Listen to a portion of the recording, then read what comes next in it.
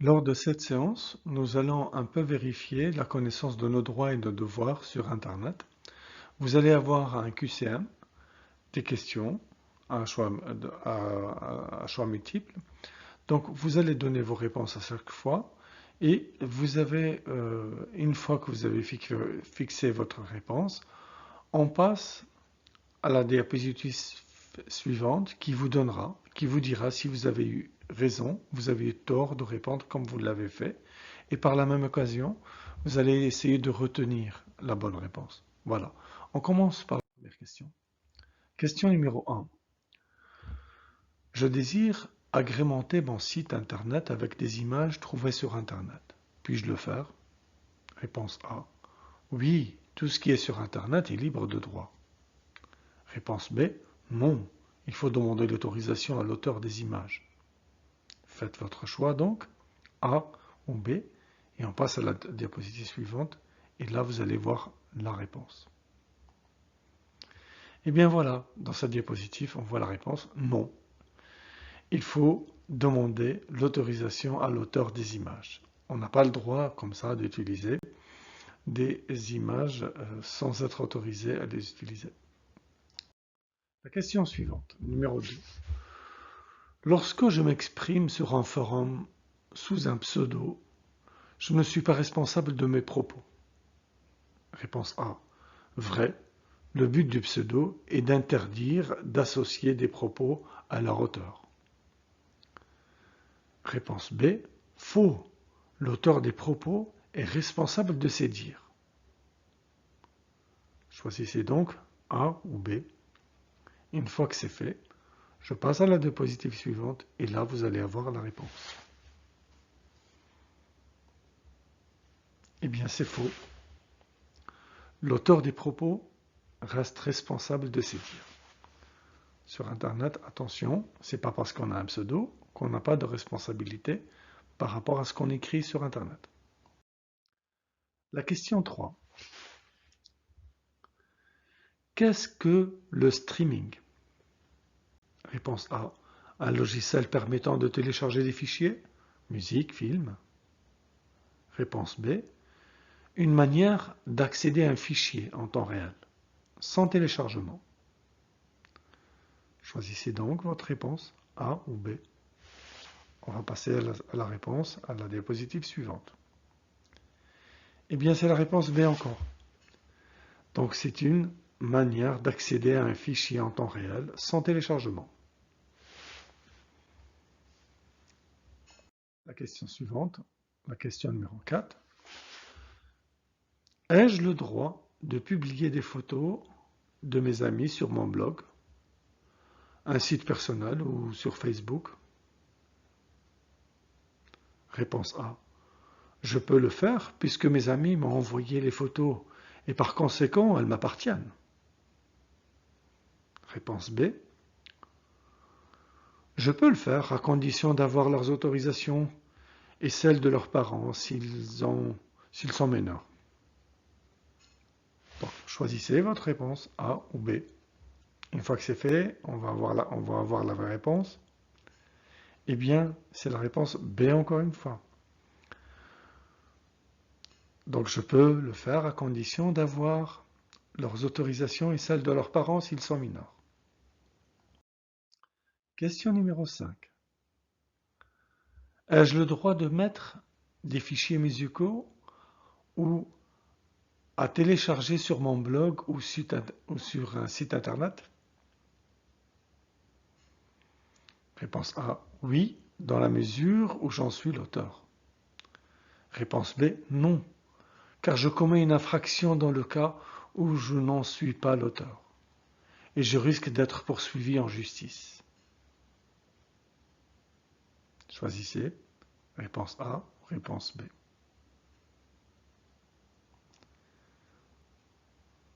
Donc là, il y a les deux réponses, la réponse A et la réponse B. Oui, dans la mesure où j'en suis l'auteur. Et non, car je commets une infraction dans le cas où je n'en suis pas l'auteur. Et je risque d'être poursuivi en justice. Donc, Donc là, dans cette question-là, la réponse c'est à la fois A et B. Question numéro 6. Wikipédia, cette fameuse encyclopédie, et qui est en ligne et qui permet, comme toutes les encyclopédies, de trouver des définitions, des informations et des informations véritables. A. Est-ce que vrai? Des organismes contrôlent les informations et enlèvent celles qui sont fausses? B. Est-ce que c'est faux? Ce site est gigantesque. Il est impossible de tout vérifier. Et je dois donc moi-même apporter un jugement de valeur sur la véracité des informations. Ça veut dire, il faudra quand même que je reste prudent. Est-ce que c'est A ou est-ce que c'est B? Faites votre choix et on passe à la suivante. Eh bien, c'est la réponse B. Ce site est tellement important et tellement grand et il y a beaucoup trop d'informations qu'il est très difficile de tout vérifier. Donc, il faut faire attention. On doit garder un jugement pour les informations qu'on recueille sur ce type d'encyclopédie, qui est ouverte, que tout le monde peut écrire un peu ce qu'il veut. Et on reste donc responsable de nous-mêmes et on est censé vérifier. La question 7. Lorsque je suis sur ma boîte mail et que je ferme le navigateur, je me déconnecte automatiquement. Est-ce que c'est vrai ou est-ce que c'est faux? Attention. Réfléchissez. Réponse A, c'est vrai. Réponse B, c'est faux. Choisissez donc une des deux réponses et on va passer à la correction. Eh bien, c'est faux. Ça ne se ferme pas automatiquement. Quand on quitte sa boîte mail, elle peut rester ouverte. C'est-à-dire une personne derrière peut rouvrir la boîte mail, peut consulter nos messages sans que nous soyons probablement au courant ni d'accord. Voilà, donc faites attention. Le fait de quitter la boîte mail, ça ne veut pas dire qu'elle est fermée. La question numéro 8. Qu'est-ce qu'un spam?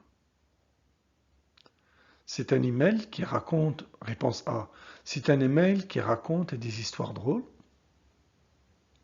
Réponse B, c'est un email à vocation commerciale et non sollicité. Réponse C, c'est un virus informatique.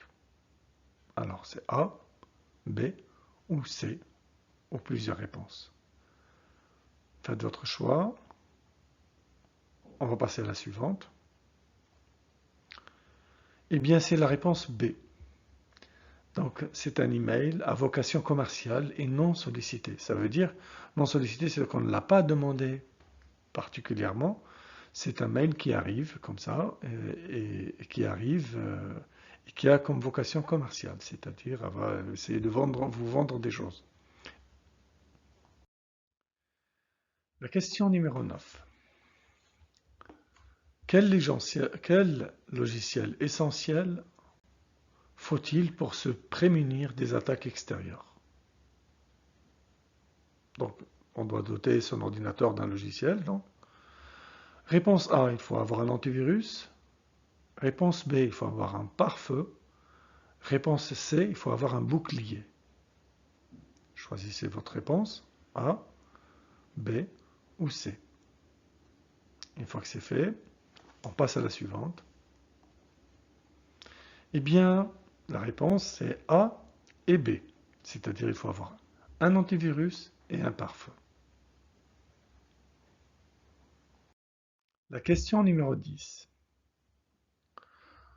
Je reçois un email d'un inconnu avec une pièce jointe. Vous savez ce que ça signifie. Situation A. Je n'ouvre rien, surtout si le sujet de l'email me semble étrange. En anglais, ou etc. ou des choses un peu bizarres dans le mail. Je n'ouvre pas. Réponse B. Je peux ouvrir le mail, mais pas la pièce jointe, car il pourrait contenir des virus ou un virus. Réponse C. Je peux ouvrir l'email et la pièce jointe. Je ne risque rien. Alors choisissez A, B ou C. Votre choix est fait.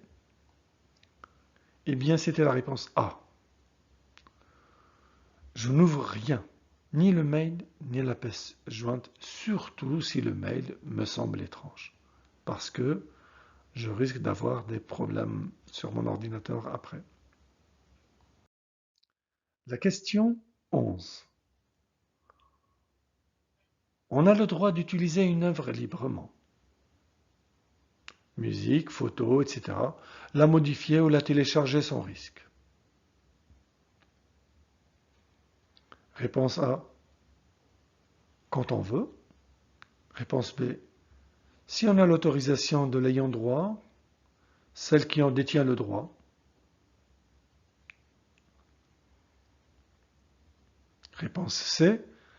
Si l'auteur de l'œuvre est mort depuis plus de 70 ans. Alors, A, B ou C. Faites votre choix. On passe à la question, on passe à la réponse d'abord. Eh bien, la réponse, c'est B et C. Dans B, si on a l'autorisation de l'ayant droit, c'est-à-dire celui qui détient le droit, ou alors si l'auteur de l'œuvre est mort depuis plus de 70 ans. Question 12. Qu'est-ce qu'un spyware? Réponse A. C'est un type de virus. Réponse B. Un logiciel qui s'installe à votre insu pour vous dérober des informations confidentielles. Réponse C. Un logiciel qui espionne vos habitudes sur Internet. Alors, A, B ou C? Eh bien, la réponse, c'est B et C. C'est-à-dire, c'est un logiciel qui s'installe à votre insu pour vous dérober des informations confidentielles. Et aussi, c'est un logiciel qui espionne vos habitudes sur Internet, sur quel site vous allez, à quelle fréquence, qu'est-ce que vous y faites, etc. Donc, c'est un logiciel un peu espion. La question 13. Qu'est-ce qu'un pushing? C'est un mot en anglais, en français, un hameçonnage. Qu'est-ce que c'est l'hameçonnage? Réponse A. C'est une technique de pêche bien connue. Pourquoi pas, hein? Réponse B. C'est une technique permettant de dérober des informations confidentielles. Réponse C. C'est le nom d'un virus. Alors, est-ce que A? Est-ce que B? Est-ce que C? Réfléchissez. On passe à la suivante. On passe à la réponse. Eh bien, c'est le B. C'est une technique permettant de dérober des informations confidentielles. Sur cette diapositive, on voit un exemple du phishing. Voilà, vous recevez un mail alléchant qui vous dit, voilà, Galaxy S9, un très bon portable que vous avez gagné. Bon, il faut rentrer vos informations personnelles, votre mail, et après, petit à petit, on ira jusqu'à vous demander des informations du genre quel est le numéro de votre carte bleue, etc. En croyant que vous avez gagné un, un téléphone très cher que vous allez payer 1 euro, même pas, ou 50 centimes. Juste, on prend 1 euro juste pour simplement vérifier votre identité. En vérité, non. C'est ce genre de mail, c'est pour vous dérober justement vos numéros de carte bleue, etc. Et puis, il ne faut pas se faire avoir. C'est ça les phishing. Phishing, c'est-à-dire les gens qui viennent pour pêcher, pour vous voler vos informations personnelles. Faites attention. La question 14. Qu'est-ce que la loi Hadopi? Une loi qui s'appelle la loi Hadopi, avec H-A, Hadopi. Alors cette loi, la réponse A, c'est une loi créée pour lutter contre le téléchargement illégal d'œuvres, musique, images, etc. Réponse B. Est-ce que c'est une loi censée protéger les mineurs contre les sites à caractère pornographique? Réponse C. Est-ce que c'est une loi qui régit des règles de fonctionnement des fournisseurs d'accès d'Internet? Donc réponse A, réponse B ou réponse C. Faites votre choix. On va bientôt connaître la réponse. Eh bien, la réponse est A. C'est une loi qui a été créée pour lutter contre le téléchargement illégal des œuvres, musique et les images, etc., pour protéger les auteurs. Là, c'est un bilan de la loi en 2017. 879 suites judiciaires connues au 2 février 2018, 692 réponses pénales, c'est-à-dire 78,7% des dossiers juridiques ont fini par une condamnation pénale, c'est-à-dire les gens ont un peu abusé et grâce à cette loi, ils se trouvent un peu défendus et ceux qui ont abusé, ils vont être condamnés à payer des réparations à ceux qui ont été lésés. Question 15. Pour accéder à sa boîte mail ou à un réseau social, il faut un mot de passe. Choisir qui est vraiment un mot de passe qui est très très sécurisé, le mieux sécurisé possible. Bon, regardez là. Si je choisirais parmi ces mots-là, ces trois mots, les quatre mots de passe, Matisse, Matisse dièse 20, Matisse 20 et Matisse dièse 20. Bon, c'est le même, le B et le D c'est le même. Qu'est-ce qui est le plus sécurisé parmi ces mots de passe-là? Eh bien, ce serait Matisse dièse 20 qui est suffisamment sécurisé. Parce qu'il était, on voit, il y a des majuscules, il y a des minuscules, il y a un caractère spécial, il y a des chiffres. Voilà. En fait, l'idée, c'est de faire un mix majuscule, minuscule, chiffres et un caractère spécial. C'est le cas ici. Dans 1, on n'a que des minuscules. Dans C, on n'a pas de caractère spécial. Et puis dans D, c'est un peu pareil que le C dans cette diapositive-là. Donc voilà, la réponse c'est B. Eh bien, regardez justement des mots de passe qui sont un petit peu nuls, pas très difficiles à retrouver. Bah, regardez ici une série de mots de passe. Je laisse la diapositive assez longuement pour que vous tous vous regardiez et vous jugez est-ce que les règles ont été respectées dans un mot de passe. Il vaut mieux qu'on ait des majuscules, des minuscules, des chiffres et un caractère spécial. Eh bien, regardez le premier, il n'y a que des chiffres. Dans le deuxième, il n'y a que des minuscules. Dans le troisième, encore des chiffres. Avec en plus 1, 2, 3, 4, 5, 6, 7, 8. Franchement, c'est une série qui est très très facile à trouver. QWERTY ou AZERTY, c'est même, on peut rajouter IOP, hein, c'est le clavier. Hein. Beaucoup de gens utilisent ces mots de passe-là, AZERTY ou QWERTY IOP. Donc, ou alors, on ne voit pas tous les partout. Football, I love you, admin, welcome, Monkey, login, ABC 123, Star Wars 123, Dragon, password, master. Tout ça, ce sont des mots de passe très faciles à trouver et qui ne sont pas très très sécurisés. Heureusement qu'il y a maintenant des logiciels à chaque fois qui vous informent sur le degré de sécurité du mot de passe que vous êtes en train d'utiliser. La question 16. Qu'est-ce qu'un ransomware? Qu'est-ce qu'un ransomware? Réponse A, c'est un virus. Réponse B, un logiciel qui détecte les appuis sur les touches d'un clavier. Réponse C, c'est un logiciel qui crypte toutes les données de mon ordinateur. Réfléchissez. Réponse A, B ou C. Donc, la réponse, c'est C.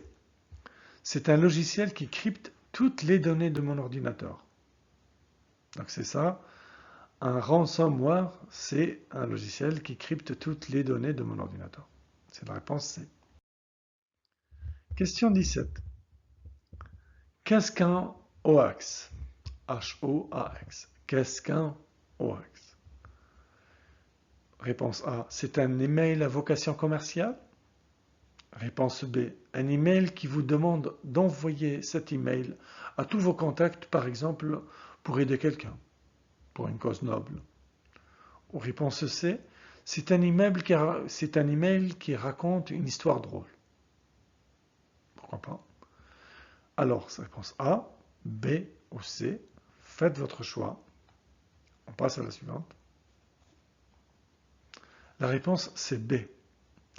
C'est un genre d'email qui vous demande d'envoyer cet email à tous vos contacts pour aider quelqu'un, par exemple. Bon, c'est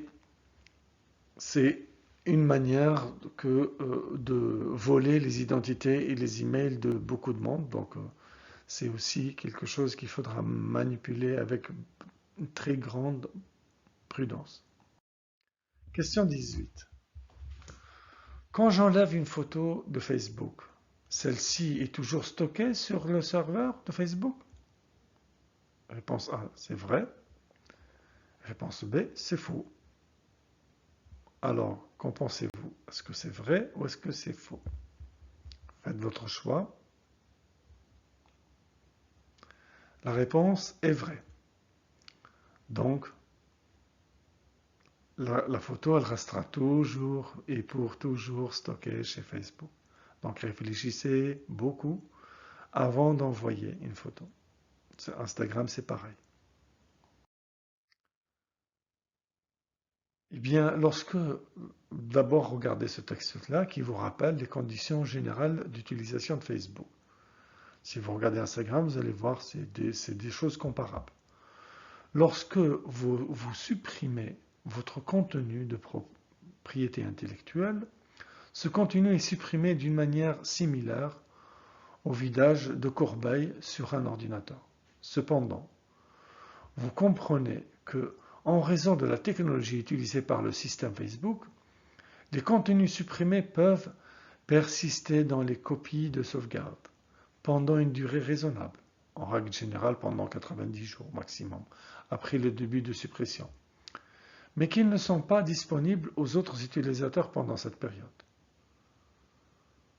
Nonobstant ce qui précède, si cela est exigé par la loi en vigueur, l'ordonnance d'un organisme gouvernemental ou d'une instance judiciaire ou autre, nous pouvons conserver ces contenus dans toute mesure nécessaire à ces fins. Donc voilà, c'est un texte de loi un peu barbare à l'expliquer, donc qui explique qu'ils peuvent donc conserver les contenus s'ils jugent que c'est nécessaire. Voilà. Donc, quelque part, si on lit bien l'article, on s'aperçoit que le contenu peut être conservé. Question 19. Google fournit essentiellement des services gratuits, comme son moteur de recherche, Gmail, Google Maps, Street View et autres. Est-ce réellement gratuit ces services-là?